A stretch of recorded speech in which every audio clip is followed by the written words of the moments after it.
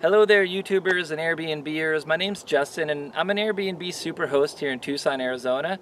I've been one since June of 2015, and I'm starting up this channel for those of you who might be interested in starting up your own Airbnb listing, or if you just want some tips on what to do and what not to do when hosting your guests. And I'm going to start today with an overview of my listing here in Tucson, Arizona.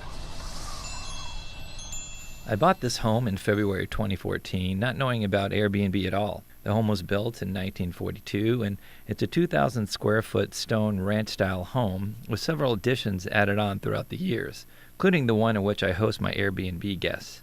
My listing is called Serenity in the Saguaro Forest.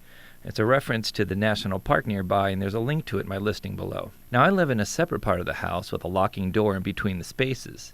There are no common areas, and the studio and courtyard are private for the guests. So my listing is considered an entire home/apartment listing. My guests have access to their space through the main front gate and the rear courtyard gate with keys for both. Check-in for my listing is at 2 p.m. and check-out is at 11 a.m. I find that this gives me enough time if I happen to have overlapping guests to get the cleaning and preparation done.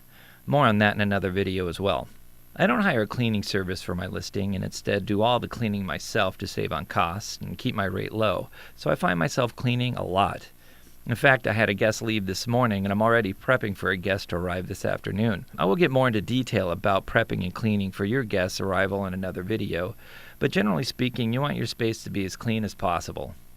As for booking, I have my listing set to book instantly, meaning that if the dates are available and within the minimum nights required, mine is currently set to a 2-night minimum stay, then guests can book instantly from the app or computer without any pre-approval by me.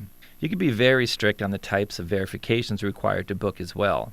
Airbnb has a pretty good verification process, so my requirements are not as strict as they could be. Now, I've had over 175 guests booked this way, and I find it works very well with few exceptions. More on that in another video.